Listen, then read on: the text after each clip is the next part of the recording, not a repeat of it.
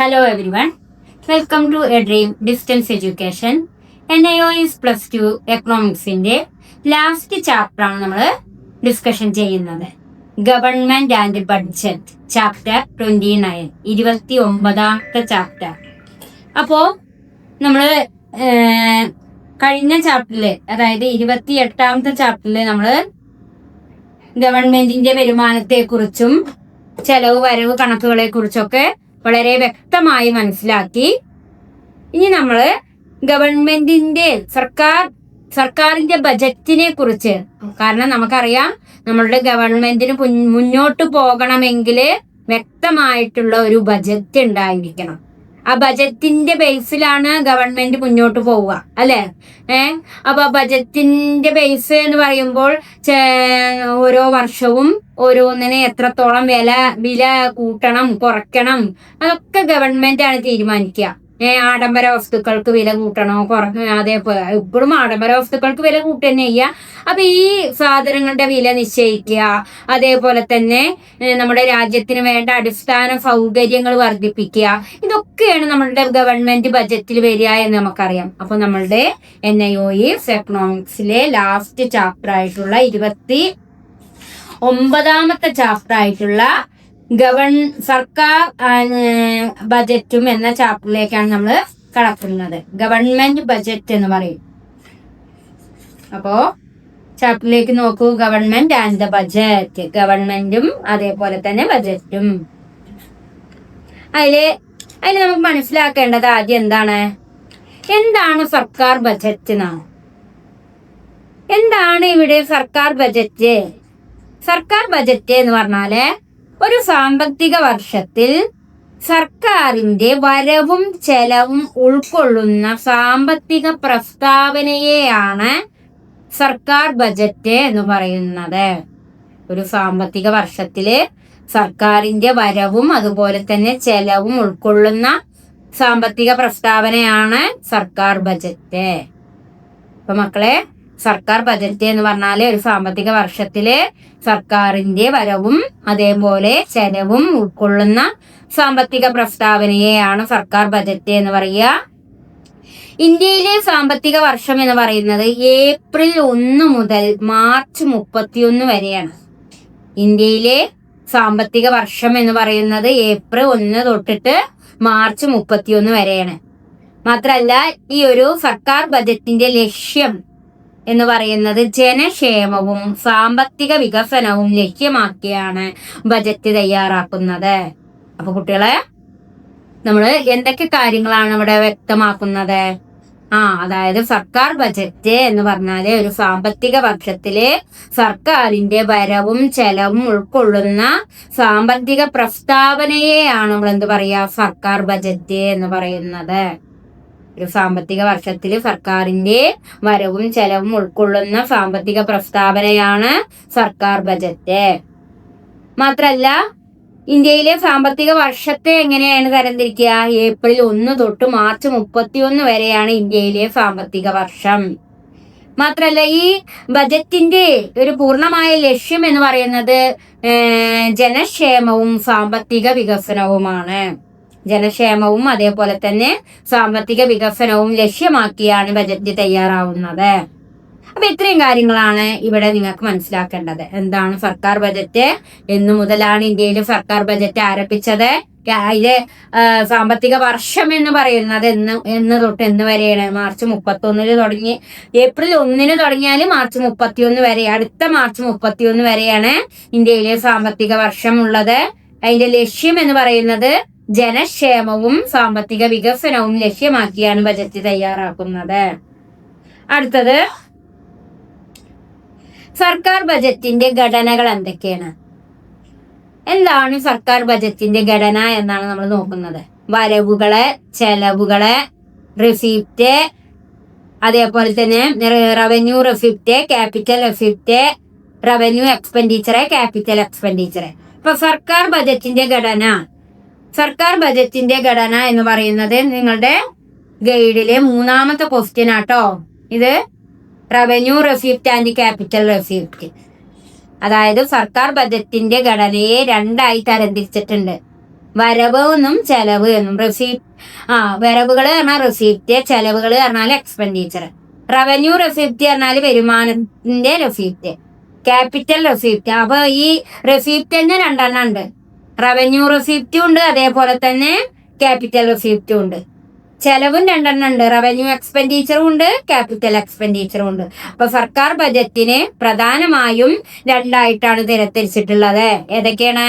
Receipt എന്നും expenditure എന്നും. Receipt ഏതൊക്കെ രീതിയിലാണ്? Revenue receipt and capital receipt. Expenditure ഏതൊക്കെ രീതിയിലാണ്? Revenue expenditure and capital expenditure. ഇതാണ് സർക്കാരിന്റെ ബജറ്റിന്റെ ഘടനയായിട്ട് ഇവിടെ ചൂണ്ടിക്കാണിക്കുന്നത് കേട്ടോ. അപ്പൊ നമുക്കറിയാം, ഗവൺമെന്റിന് നികുതിയിൽ നിന്നും നികുതി ഇതര മേഖലകളിൽ നിന്നും ലഭിക്കുന്ന വരുമാനത്തെയാണ് നമ്മൾ നികുതി വരുമാനം എന്ന് പറയാ അല്ലെ. അപ്പോ ഗവൺമെന്റിന്റെ മൂലധന നിക്ഷേപങ്ങളിൽ നിന്നും ആസ്തികളിൽ നിന്നും ലഭിക്കുന്ന വരുമാനം, പൊതുമേഖലാ സ്ഥാപനങ്ങളുടെ ഷെയറുകൾ വിറ്റഴിക്കുമ്പോൾ ലഭിക്കുന്ന വരുമാനം, ഇവയൊക്കെയാണ് ഏതിൽ വരിക? റവന്യൂ റെസിപ്റ്റിൽ വരിക കേട്ടോ. അപ്പൊ പലതരത്തിലുള്ള നികുതികളിൽ നിന്നും മൂലധന നിക്ഷേപങ്ങളിൽ നിന്നും പല ഷെയറുകൾ വിൽക്കപ്പെടുമ്പോഴൊക്കെയാണ് ഗവൺമെന്റിന് റവന്യൂ റെസിപ്റ്റ് കിട്ടാറുള്ളത് കേട്ടോ. അതേപോലെ തന്നെ ഗവൺമെന്റിന്റെ ചെലവ് എന്ന് പറയുന്നത് റവന്യൂ ചെലവ് ഉണ്ടാവും. നമുക്കറിയാം, നമ്മളുടെ അടിസ്ഥാന സൗകര്യങ്ങളൊക്കെ ഗവൺമെന്റ് നടത്തുമ്പോൾ ആണ് ചെലവ് സംഭവിക്കുക. റോഡ്, പാലങ്ങള്, അതേപോലെ തന്നെ പൊതുവിദ്യാലയങ്ങൾക്ക് പണം ചെലവഴിക്കുക. അങ്ങനെ അടിസ്ഥാന സൗകര്യങ്ങൾക്ക് വേണ്ടി ചെലവഴിക്കുമ്പോഴാണ് ഗവൺമെന്റിന് റവന്യൂ എക്സ്പെൻഡിച്ചറും ക്യാപിറ്റൽ എക്സ്പെൻഡിച്ചറും ഒക്കെ ഉണ്ടാവാറുള്ളത്. അപ്പൊ ഇതാണ് സർക്കാരിന്റെ ബജറ്റിന്റെ ഘടന. അടുത്തത് നോക്കൂ, ഇതില് റവന്യൂ റെസിപ്റ്റിൽ ഏതൊക്കെ വരികയാണ്? റവന്യൂ റെസിപ്റ്റിൽ വരുന്നത് നികുതി വരുമാനവും നികുതി അല്ലാത്ത വരുമാനവും. അതേപോലെ ഇതിന്റെ സവിശേഷത, സർക്കാരിന് ആസക്തി കുറയില്ല, ബാധ്യത വർദ്ധിക്കൂല. ഏതാവുമ്പോ? Revenue receipt ആയിരിക്കുമ്പോ. അപ്പൊ കുട്ടികളെ, സർക്കാരിന്റെ ബജറ്റിന്റെ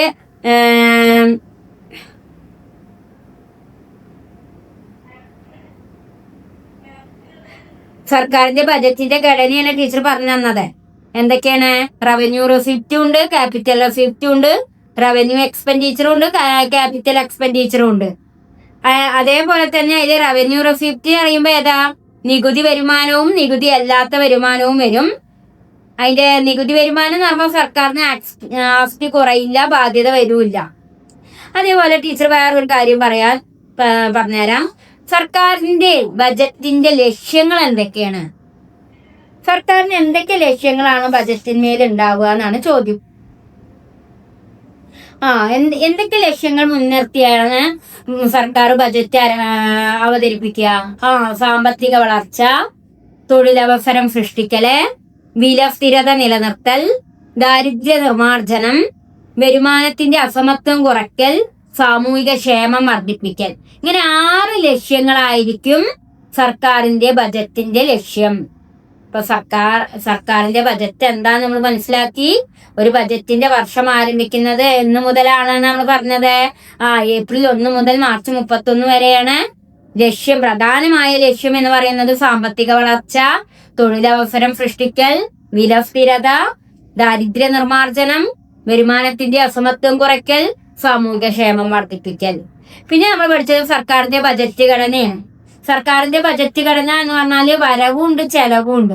വരവിനെ റവന്യൂ റെസിപ്റ്റ് എന്നും ക്യാപിറ്റൽ റെസിപ്റ്റ് എന്നും, ചെലവിനെ റവന്യൂ എക്സ്പെൻഡിച്ചർ എന്നും ക്യാപിറ്റൽ എക്സ്പെൻഡിച്ചർ എന്നും തരംതിരിക്കാം കേട്ടോ. പിന്നെ നമ്മൾ റവന്യൂ റെസിപ്റ്റ് എന്ന് പറയുമ്പോൾ നികുതി വരുമാനം ഉണ്ടാവും, നികുതി ഇല്ലാത്ത വരുമാനം ഉണ്ടാവും. അതിലെ സവിശേഷത, സർക്കാരിന് ആസ്തി കുറയില്ല, ബാധ്യത വർദ്ധിക്കില്ല. അടുത്തതാണ് ടാക്സ് റവന്യൂ. എന്തൊക്കെയാണ് ടാക്സ്? നികുതി വരുമാനത്തെ, നികുതിയെ രണ്ടായിട്ടാണ് തരംതിരിച്ചിട്ടുള്ളത്. Direct tax and indirect tax. വളരെ ഇമ്പോർട്ടന്റ് ആയിട്ടുള്ള ഒരു ടോപ്പിക്സ് ആണ് നികുതി, ടാക്സ് റവന്യൂ എന്ന് പറയുന്നത്. ടാക്സ് റവന്യൂ എന്ന് പറയുന്നത് വളരെ ഇമ്പോർട്ടന്റ് ആയിട്ടുള്ള ഒരു ടോപ്പിക്സ് ആണ് കേട്ടോ. ടാക്സ് റവന്യൂ എന്ന് പറയുമ്പോൾ ഡയറക്റ്റ് ടാക്സും ഉണ്ട്, ഇൻഡയറക്റ്റ് ടാക്സും ഉണ്ട്. നേരിട്ടിട്ടുള്ള നികുതികളെയാണ് നമ്മൾ എന്ത് പറയുക? Direct tax. നമ്മൾ നേരിട്ട് ഗവൺമെന്റിലേക്ക് അടയ്ക്കുന്ന ടാക്സിനെയാണ് ഡയറക്റ്റ് ടാക്സ് എന്ന് പറയാം. അതിന് എക്സാമ്പിൾ ആണ് വരുമാന നികുതിയും കോർപ്പറേഷൻ നികുതിയും. നമ്മൾക്ക് ഇൻകം ടാക്സും കോർപ്പറേഷൻ ടാക്സും ഒക്കെയാണ് നേരിട്ടിട്ടുള്ള നികുതി. ഇനി പരോക്ഷ നികുതി എന്ന് പറഞ്ഞാൽ എന്താ? GST, കസ്റ്റംസ് തീരുവ, എക്സൈസ് തീരുവ. നമ്മളിപ്പോ ഒരു പെന്ന് വാങ്ങി, അവിടെയും നമ്മൾ നികുതി കൊടുക്കുന്നുണ്ട്, GST അടയ്ക്കുന്നുണ്ട്, പക്ഷെ നമ്മളത് അറിയണില്ല. അപ്പൊ നമ്മള് അറിയാതെ നമ്മളൊരു സാധനം, നമ്മൾ ഏത് സാധനം, ഒരു മുട്ടുസൂചി വാങ്ങുമ്പോൾ പോലും നമ്മൾ ടാക്സ് പേ ചെയ്യുന്നുണ്ട്, പക്ഷെ അത് നമ്മൾ അറിയണില്ല. സാധനങ്ങളിൽ പേരൊക്കെ ഉള്ള നികുതിയാണ് പരോക്ഷ നികുതി. അത് GST വരാം, കസ്റ്റംസ് തീരുവ വരാം, എക്സൈസ് തീരുവ വരാം. എന്നാൽ നേരിട്ടിട്ടുള്ള നികുതി, ഡയറക്റ്റ് ടാക്സ് അഥവാ പ്രത്യക്ഷ നികുതി എന്ന് പറയുമ്പോൾ ഏതാണ്? വരുമാന നികുതി, കോർപ്പറേഷൻ നികുതി. അപ്പൊ നികുതിയെ രണ്ടായി തരംതിരിക്കുന്നുണ്ട്. Taxes are divided into two, direct tax and indirect tax. പ്രത്യക്ഷ നികുതിയും പരോക്ഷ നികുതിയും. പ്രത്യക്ഷ നികുതി എന്ന് പറഞ്ഞാൽ നേരിട്ടിട്ടുള്ള നികുതിയാണ്. നികുതിദായകൻ നികുതി നേരിട്ടടയ്ക്കുന്നതിനെയാണ് പ്രത്യക്ഷ നികുതി എന്ന് പറയുക. അതിന് എക്സാമ്പിൾ ആണ് വരുമാന നികുതിയും കോർപ്പറേഷൻ നികുതിയും. എന്നാൽ ഇൻഡയറക്റ്റ് ടാക്സ് എന്ന് പറയുമ്പോൾ നികുതിദായകൻ നികുതി കൊടുക്കുന്നത് അറിയുന്നില്ല. അതിന് എക്സാമ്പിൾ ആണ് GST, കസ്റ്റംസ് തീരുവ, എക്സൈസ് തീരുവ. അടുത്തതാണ് ഡയറക്റ്റ് ടാക്സും ഇൻഡയറക്റ്റ് ടാക്സിന്റെയും ആ ബേർഡനെ കുറിച്ചാണ് പറയുന്നത്. നേരിട്ടിട്ടുള്ള നികുതി ആയിരിക്കുമ്പോൾ നികുതി ഭാരം മാറ്റാൻ കഴിയില്ല. പക്ഷെ പരോക്ഷ നികുതി ആകുമ്പോൾ ഭാരം മറ്റൊരാളിലേക്ക് മാറ്റാം, നമ്മൾ അറിയണില്ല. ടാക്സ് ബേർഡന്, നികുതി ഭാരം അറിയുന്നതാണ് നേരിട്ടിട്ടുള്ള ടാക്സ്. ഡയറക്റ്റ് ടാക്സ് ആയിരിക്കുമ്പോൾ നികുതിദായകൻ നികുതി ഭാരം അറിയുന്നു. എന്നാൽ ഇൻഡയറക്റ്റ് ടാക്സ് ആകുമ്പോൾ നികുതി ഭാരം നമ്മൾ അറിയുന്നില്ല. കാരണം നമ്മളൊരു സാധനം വാങ്ങുമ്പോഴും നികുതി കൊടുക്കുന്നുണ്ട്. ഉപ്പ് വാങ്ങുന്നുണ്ടെങ്കിലും ഉപ്പിന് നമ്മൾ നികുതി കൊടുക്കുന്നുണ്ട്. പച്ചക്കറി വാങ്ങുന്നുണ്ടെങ്കിലും പച്ചക്കറിക്ക് നമ്മൾ നികുതി കൊടുക്കുന്നുണ്ട്. ഇലക്ട്രോണിക്സ് പ്രോഡക്റ്റുകൾ വാങ്ങുന്നുണ്ടെങ്കിലും അപ്പോഴും നമ്മൾ നികുതി കൊടുക്കുന്നുണ്ട്. നമ്മൾ എന്ത് പ്രോഡക്റ്റ് വാങ്ങുകയാണെങ്കിലും അപ്പോൾ ഒക്കെ നമ്മൾ നികുതി കൊടുക്കുന്നുണ്ട്. പക്ഷെ നമ്മൾ എന്ത് ചെയ്യുന്നില്ല, അത് അറിയുന്നില്ല. അതുകൊണ്ടാണ് ഇൻഡയറക്റ്റ് ടാക്സ് ആയിരിക്കുമ്പോൾ നികുതി ഭാരം, നികുതിയുടെ ബേർഡൻ അറിയുന്നില്ല എന്ന് പറയാനുള്ള കാരണം. എന്നാൽ ഡയറക്റ്റ് ടാക്സ് ആയിരിക്കുമ്പോൾ നികുതിയുടെ ഭാരം അറിയുന്നുണ്ട്. നികുതിദായകൻ നികുതി ഭാരം അറിയുന്നുണ്ട്. ഇവിടെ നികുതി നൽകുന്നയാൾ തന്നെ ഭാരം വഹിക്കുമ്പോൾ, പക്ഷെ ഇവിടെ നികുതി ഭാരം അറിയുന്നത് ആരാണ്? ഉപഭോക്താവാണ്.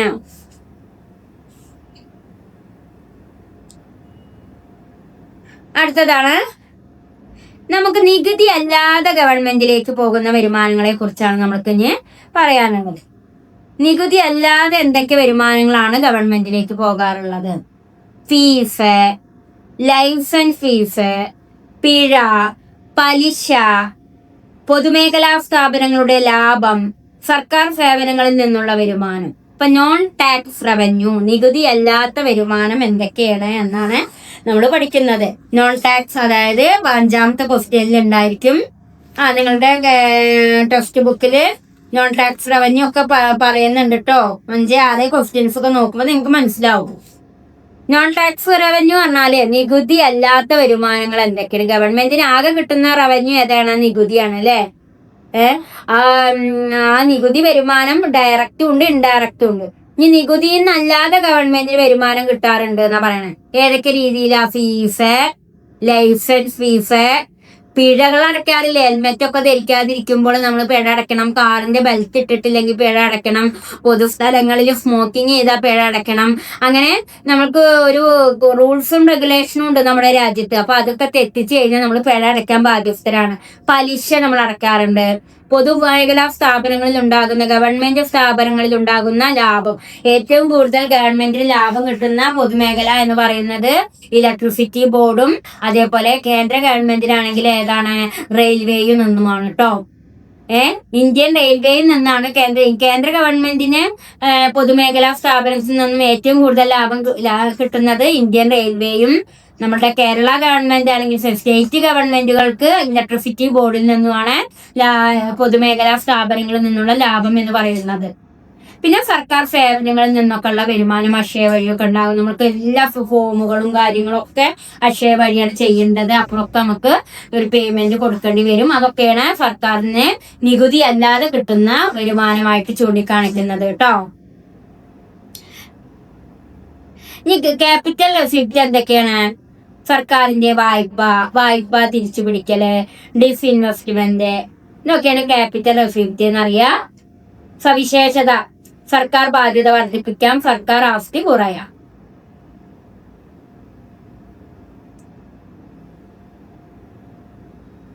ഇനി റവന്യൂ എക്സ്പെൻഡിച്ചർ എന്ന് പറഞ്ഞാൽ എന്തൊക്കെയാ വരിക? എന്തൊക്കെ കാര്യങ്ങൾക്കാണ് വരുമാനം ചെലവാക്കപ്പെടുക? സർക്കാരിന് ഏറ്റവും കൂടുതൽ വരുന്ന റവന്യൂ എക്സ്പെൻഡിച്ചർ ഏതാണ്? ശമ്പളം, അല്ലെ? നിങ്ങൾ ഈ ചാപ്റ്ററിന്റെ എന്താ പറഞ്ഞാൽ ഒരു അടിസ്ഥാനം കിട്ടിയാൽ മതി. അത് വെച്ച് നിങ്ങൾക്ക് എഴുതാട്ടോ. ഒരു ബേസ് കിട്ടി. ചാപ്റ്ററിന്റെ ഒക്കെ റെക്കോർഡിംഗ് ക്ലാസ് കേട്ടിട്ട് വേണം നിങ്ങൾ ഗൈഡ് പഠിക്കാൻ. അപ്പൊ എന്താ വെച്ച് കഴിഞ്ഞാൽ ഒരു ബേസ് കിട്ടിയാൽ തന്നെ നിങ്ങൾക്ക് നിങ്ങളെ മനസ്സിലുള്ളത് വെച്ച് എഴുതാം കേട്ടോ. അപ്പൊ റവന്യൂ എക്സ്പെൻഡിച്ചർ എന്ന് പറഞ്ഞാൽ എന്താ? ഗവൺമെന്റിന്റെ റവന്യൂ എക്സ്പെൻഡിച്ചർ എന്ന് പറഞ്ഞാൽ ശമ്പളം വരും, പെൻഷൻ വരും, വിദ്യാഭ്യാസ ചെലവ് വരും, ആരോഗ്യ ചെലവ് വരും, പലിശ നൽകൽ വരും, അല്ലെ? ഗവൺമെന്റിന്റെ റവന്യൂ എക്സ്പെൻഡിച്ചർ, ഗവൺമെന്റിന് ഏറ്റവും കൂടുതൽ ചെലവ് വരുന്നത് ശമ്പളം കൊടുക്കാനാണ്. ഒരു മാസത്തില് ഒരു കോടിക്കണക്കിന് രൂപ ശമ്പളമായിട്ട് പോകുന്നുണ്ട് ഗവൺമെന്റിന്. അതേപോലെ പെൻഷൻ കൊടുക്കേണ്ടി വരുന്നുണ്ട്. വിദ്യാഭ്യാസ മേഖലയ്ക്ക് പണം ചെലവഴിക്കേണ്ടി വരും, അതൊന്നും തിരിച്ചു കിട്ടണില്ല ഗവൺമെന്റിന്. ആരോഗ്യ മേഖലയിലേക്ക് പണം ചെലവഴിക്കേണ്ടി വരുന്നുണ്ട്, പലിശ നൽകേണ്ടി വരുന്നുണ്ട്. ഇതൊക്കെയാണ് ഗവൺമെന്റിന്റെ റവന്യൂ എക്സ്പെൻഡിച്ചർ എന്ന് പറയുന്നത് കേട്ടോ. അടുത്തതാണ് ക്യാപിറ്റൽ എക്സ്പെൻഡിച്ചർ.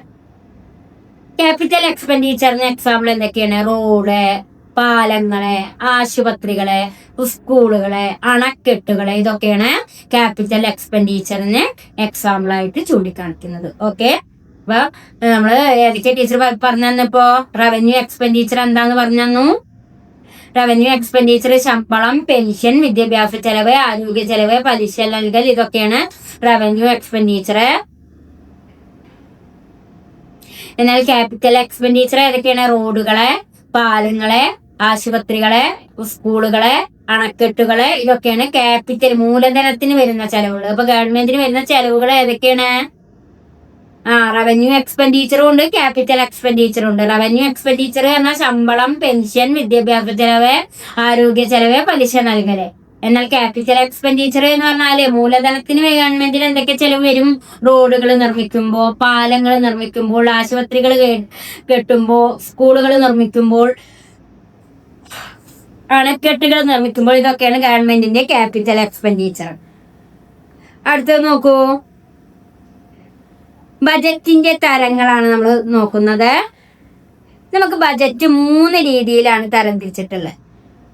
ബാലൻസ്ഡ് ബഡ്ജറ്റ് ഉണ്ട്, ഡെഫിസിറ്റ് ബഡ്ജറ്റ് ഉണ്ട്, സർപ്ലസ് ബഡ്ജറ്റ് ഉണ്ട്. ബജറ്റിനെ പ്രധാനമായും 3 രീതിയിലാണ് തരംതിരിച്ചിട്ടുള്ളത്. Balanced budget, deficit budget, surplus budget. Balanced budget എന്ന് പറഞ്ഞാല് വരവും ചെലവും ഈക്വൽ ആകുന്നതിനെയാണ് ബാലൻസ്ഡ് ബഡ്ജറ്റ് എന്ന് പറയാ. അപ്പോ ഈ ബഡ്ജറ്റിനെയൊക്കെ കുറിച്ച് നിങ്ങളുടെ ബുക്കില് 7ാമത്തെ ക്വസ്റ്റ്യനിൽ കിടക്കുന്നുണ്ട് കേട്ടോ. അതായത് 6, 7 ക്വസ്റ്റ്യനിൽ കിടക്കുന്നുണ്ട് കേട്ടോ ബഡ്ജറ്റിനെ കുറിച്ചിട്ടുള്ളത് നിങ്ങളുടെ ഗൈഡില്. അപ്പൊ ആദ്യം ബഡ്ജറ്റ് 3 തരാനുള്ളത്, 3 ടൈപ്സ് ഓഫ് ബഡ്ജറ്റ്. ഏതൊക്കെയാണ്? Balanced budget. ബാലൻസ്ഡ് ബഡ്ജറ്റ് ആയിരിക്കുമ്പോൾ വരവും ചെലവും ഈക്വൽ ആയിരിക്കും. വരവും ചെലവും ഈക്വൽ ആകുന്ന ബജറ്റിനെയാണ് ബാലൻസ്ഡ് ബജറ്റ് എന്ന് പറയാം. അടുത്തതാണ് ഡെഫിസിറ്റ് ബജറ്റ്. ഡെഫിസിറ്റ് ബജറ്റ് എന്ന് പറയുമ്പോൾ കമ്മിയാണ്, ചെലവ് വരവിനേക്കാൾ ചെലവ് ഗ്രേറ്റർ ദാൻ വരവ്. ചെലവ് എക്സ്പെൻഡിച്ചർ റെസിപ്റ്റിനെക്കാട്ടിലും കൂടുക, ചെലവ് വരവിനെക്കാട്ടിലും കൂടുന്നതിനെയാണ് കമ്മി ബജറ്റ് അഥവാ ഡെഫിസിറ്റ് ബജറ്റ് എന്ന് പറയാ. ഇനി സർപ്ലസ് ബജറ്റ് പറഞ്ഞാൽ എന്താ? വരവ് കൂടുതലും ചെലവ് കുറവും ആവാം. ചെലവിനേക്കാൾ വരവ് കൂടുക, വരവ് ഗ്രേറ്റർ ദാനും ചെലവ് കുറയും ചെയ്യാം. അപ്പൊ നമ്മളുടെ രാജ്യത്തിന് എപ്പോഴും വേണ്ടത് ഏത് ബജറ്റാ? സർപ്ലസ് ബജറ്റ് വേണം. 3 രീതിയിലാണ്, വളരെ ഇമ്പോർട്ടന്റ് ആയ ടോപ്പിക്സ് ആണ് മക്കളെ. ബജറ്റ് 3 രീതിയാണുള്ളത്: balanced budget, deficit budget, surplus budget. അതിൽ ബാലൻസ്ഡ് ബജറ്റ് എന്ന് പറഞ്ഞാല് വരവും ചെലവും ഈക്വൽ ആകുന്നതിനെ നമ്മൾ എന്ത് പറയാ? ബാലൻസ്ഡ് ബജറ്റ് എന്ന് പറയാം. അടുത്തതാണ് ഡെഫിസിറ്റ് ബജറ്റ്. ചെലവ് വരവിനേക്കാൾ കൂടുതലായിരിക്കുമ്പോഴാണ് ഡെഫിസിറ്റ് ബജറ്റ് എന്ന് പറയാം.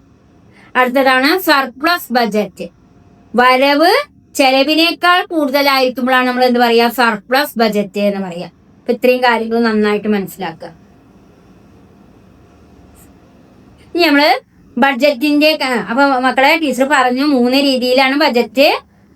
ബാലൻസ്ഡ് ഏതാണ്, വരവും ചെലവും ഈക്വലാവും. ഡെഫിസിറ്റ് ആവുമ്പോൾ ചെലവ് കൂടും വരവ് കുറയും. സർപ്ലസ് ആവുമ്പോൾ വരവ് കൂടും ചെലവ് കുറയും. ഈ 3 രീതിയിലാണ് നമ്മുടെ ബജറ്റ് എന്ന് നമ്മൾ വ്യക്തമാക്കി കഴിഞ്ഞു. അടുത്തത് ബഡ്ജറ്റ് ഡെഫിസിറ്റ്. 3 രീതിയിലാണ് കമ്മി സംഭവിക്കുക. റവന്യൂ ഡെഫിസിറ്റ് ഉണ്ടാവാം, ഫിസ്ക്കൽ ഡെഫിസിറ്റ് ഉണ്ടാവാം, പ്രൈമറി ഡെഫിസിറ്റ് ഉണ്ടായിരിക്കാം. 3 രീതിയിലാണ് ബഡ്ജറ്റ് ഡെഫിസിറ്റ് സംഭവിക്കാറുള്ളത്. ഏതൊക്കെയാണ്? Revenue deficit. റവന്യൂ ഡെഫിസിറ്റ് പറഞ്ഞാൽ എങ്ങനെ? Revenue expenditure minus revenue receipt. Revenue expenditure minus revenue receipt ആണ് റവന്യൂ ഡെഫിസിറ്റ്. അതായത് വരുമാനത്തിന്റെ ചെലവും വരുമാനത്തിന്റെ വരവും അതായത് ചെലവിനെയും വരവിനെയും മൈനസ് ചെയ്യുമ്പോഴാണ് റവന്യൂ ഡെഫിസിറ്റ് ഉണ്ടാവുക. ഈ ഫിസ്ക്കൽ ഡെഫിസിറ്റ് ആകെ ചെലവും മൈനസ് വായ്പ ഒഴികെയുള്ള ആകെ വരവുമാണ് ഏത്? Fiscal deficit. ആകെയുള്ള ചെലവും വായ്പ ഒഴികെയുള്ള വരവും. വായ്പ നമുക്ക് വരവായിട്ട് കാണാൻ പറ്റില്ല. അപ്പൊ വായ്പ ഒഴികെയുള്ള വരവും ആകെ ചെലവും മൈനസ് ചെയ്യുമ്പോഴാണ് ഫിസ്ക്കൽ ഡെഫിസിറ്റ് കിട്ടുക. പിന്നെ പ്രൈമറി ഡെഫിസിറ്റ്. ഫിസ്ക്കൽ ഡെഫിസിറ്റിനെ ഇൻട്രസ്റ്റ് മൈനസ് ചെയ്തുകൊണ്ട് ഇൻട്രസ്റ്റ് പേയ്മെന്റ് പലിശ കൊണ്ട് മൈനസ് ചെയ്യുമ്പോഴാണ് പ്രൈമറി ഡെഫിസിറ്റ് കിട്ടുക. അപ്പൊ ബഡ്ജറ്റ് ഡെഫിസിറ്റ് 3 രീതിയിലാണ്. ഡെഫിസിറ്റ് പറഞ്ഞാൽ കമ്മി എന്നാണ്. അപ്പൊ 3 രീതിയിലാണ് നമുക്ക് ബഡ്ജറ്റ് ഡെഫിസിറ്റ് ഉള്ളത്. Revenue deficit, fiscal deficit, primary deficit. Revenue deficit എന്ന് പറഞ്ഞാൽ എങ്ങനെ? Revenue expenditure minus revenue receipt. Revenue expenditure minus revenue receipt ആണ് ഏത്? Revenue deficit. ഫിസ്ക്കൽ ഡെഫിസിറ്റ് ആയിരിക്കുമ്പോഴോ ആകെ ചെലവ് മൈനസ് വായ്പ ഒഴികെയുള്ള വരവ്. ആകെ ചെലവിൽ നിന്നും വായ്പ ഒഴികെയുള്ള ആകെ വരവിനെ മൈനസ് ചെയ്യുമ്പോഴാണ് നമുക്ക് എന്ത് കിട്ടുക? Fiscal deficit. അടുത്തതാണ് പ്രൈമറി ഡെഫിസിറ്റ്. പ്രൈമറി ഡെഫിസിറ്റ് ആയിരിക്കുമ്പോൾ fiscal deficit minus interest payment.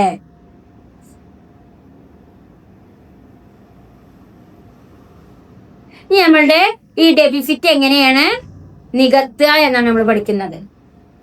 Deficit നികത്തുക ഏതൊക്കെ രീതിയിലാണെന്നാണ് നമ്മൾ നോക്കുന്നത്. ഏതൊക്കെ രീതിയിലാണ് ഡെഫിസിറ്റ് റിമൂവ് ചെയ്യുക? ഡെഫിസിറ്റ് ഇല്ലാതെയൊക്കെ നമ്മൾ ഏതൊക്കെ രീതിയിലാണ്? പൊതുജനങ്ങളിൽ നിന്നും വായ്പ വാങ്ങും.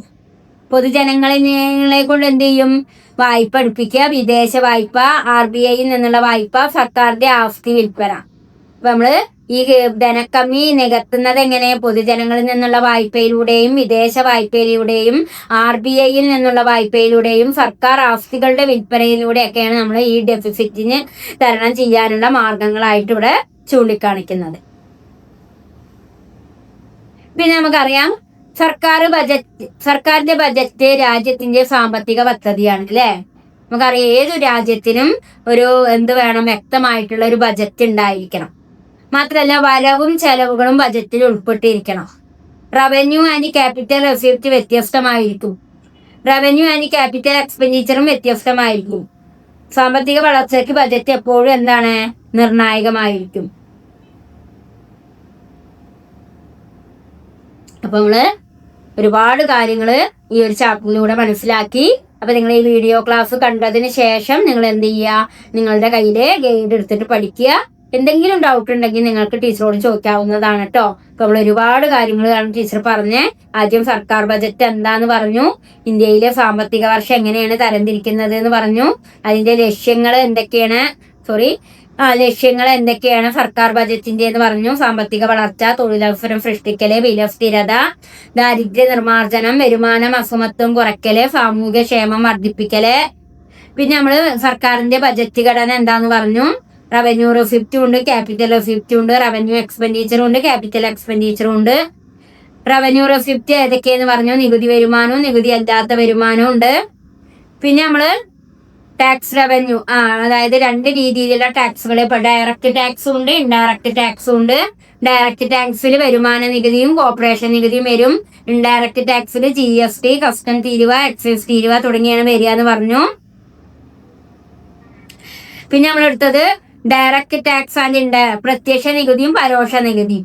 നേരിട്ടിട്ടുള്ള നികുതി, നേരിട്ടല്ലാത്തുള്ള നികുതിയെ കുറിച്ച് നമ്മൾ പറഞ്ഞു. നേരിട്ടിട്ടുള്ള നികുതി ആവുമ്പോൾ നികുതി ഭാരം വഹിക്കണം നികുതിദായകൻ.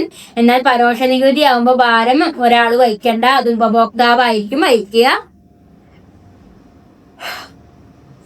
പിന്നെ നമ്മൾ നോൺ ടാക്സ് റവന്യൂ, അതായത് നികുതി അല്ലാത്ത വരുമാനങ്ങൾ എന്തൊക്കെയാന്ന് ടീച്ചർ പറഞ്ഞു. ഫീസ്, ലൈസൻസ് ഫീസ്, പിഴ, പലിശ, പൊതുമേഖലാ സ്ഥാപനങ്ങളുടെ ലാഭം, സർക്കാർ സേവനങ്ങളിൽ നിന്നുള്ള വരുമാനം ഒക്കെയാണ് നോൺ ടാക്സ് റവന്യൂ എന്ന് പറഞ്ഞു. പിന്നെ ക്യാപിറ്റൽ എഫിഷ്യൻസി എന്തൊക്കെ വരിക എന്ന് പറഞ്ഞു. പിന്നെ റവന്യൂ എക്സ്പെൻഡിച്ചർ, ഏതൊക്കെ തരത്തിലാണ് റവന്യൂ എക്സ്പെൻഡിച്ചർ വരിക എന്ന് നമ്മൾ നോക്കി. ശമ്പളമായിട്ടും പെൻഷനായിട്ടും വിദ്യാഭ്യാസ ചെലവായിട്ടും ആരോഗ്യ ചെലവായിട്ടും പലിശ നൽകലൊക്കെ ആയിട്ടാണ് റവന്യൂ എക്സ്പെൻഡിച്ചർ വരിക. പിന്നെ ക്യാപിറ്റൽ എക്സ്പെൻഡിച്ചർ ആകുമ്പോൾ റോഡുകളെ, പാലങ്ങളെ, ആശുപത്രികളെ, സ്കൂളുകളെ, അണക്കെട്ടുകളെ ഇതൊക്കെയാണ് ക്യാപിറ്റൽ എക്സ്പെൻഡിച്ചർ വരിക. പിന്നെ ബജറ്റിന് 3 തരാണുള്ളത്. Balanced budget, deficit budget, surplus budget. അതെങ്ങനെയാണെന്ന് പറഞ്ഞു. പിന്നെ ബഡ്ജറ്റിന്റെ ഡെഫിസിറ്റുകൾ ഏതൊക്കെ? റവന്യൂ ഡെഫിസിറ്റ് വരും, ഫിസ്ക്കൽ ഡെഫിസിറ്റ് വരും, പ്രൈമറി ഡെഫിസിറ്റ് വരും. പിന്നെ ഏതൊക്കെ രീതിയിലാണ് ഈ ഒരു ഡെഫിസിറ്റിനെ നികത്തുക എന്ന് പറഞ്ഞു. ജനങ്ങളിൽ നിന്നും വായ്പ എടുത്തിട്ട്, വിദേശ വായ്പ, RBI നിന്നുള്ള വായ്പ, സർക്കാരിന്റെ ആസ്തി വിൽപ്പനയിലൂടെയൊക്കെ നമുക്ക് ഈ ഡെഫിസിറ്റ് കുറയ്ക്കാൻ കഴിയുമെന്ന് പറഞ്ഞു. അതേപോലെ ഫിസ്ക്കൽ പോളിസി, ധനനയങ്ങൾ എന്തൊക്കെയാണ്?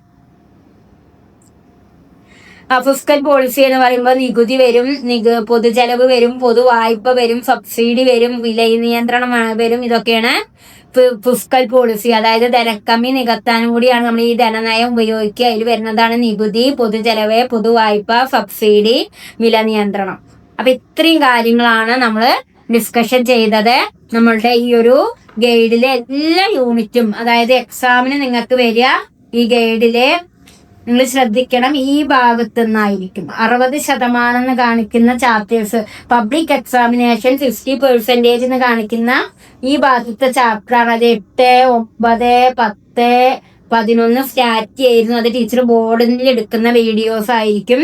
പിന്നെ 13, 15, 16, 18, 19, 20, 21, 22, 24, 25, 26, 27, 28, 29. അപ്പൊ ഇത്രയും ചാപ്റ്ററുകൾ നിങ്ങൾ ഇതിന്റെയൊക്കെ വീഡിയോ റെഡി ആയിട്ടുണ്ട്. ഇതിന്റെയൊക്കെ ക്ലാസ്സുകൾ, വീഡിയോ ക്ലാസ്സുകൾ കാണുക. എന്നിട്ട് എന്ത് ഡൗട്ട് ഉണ്ടെങ്കിലും നിങ്ങൾക്ക് പേഴ്സണലി എന്നെ കോണ്ടാക്ട് ചെയ്യാം. അത് മാത്രമല്ല, ലൈവ് സെക്ഷൻ വെക്കുമ്പോഴും നിങ്ങൾക്ക് ഡിസ്കഷൻ ചെയ്യാം. പിന്നെ നിങ്ങളുടെ കയ്യിലെ ഗൈഡ് എടുത്തിട്ട് ഈ ക്ലാസ് കേട്ടതിന് ശേഷം മാത്രം ഗൈഡ് എടുത്ത് പഠിക്കുക. അപ്പൊ നിങ്ങൾക്ക് എക്കണോമിക്സിന്റെ പരീക്ഷ വളരെ വിജയകരമായി എഴുതാൻ കഴിയട്ടെ എന്ന് ഞാൻ ആശംസിച്ചുകൊണ്ട് ഈ എക്കണോമിക്സിന്റെ എല്ലാ സബ്ജക്റ്റുകളും ഇവിടെ ടീച്ചർ പൂർത്തിയാക്കി കഴിഞ്ഞു കേട്ടോ.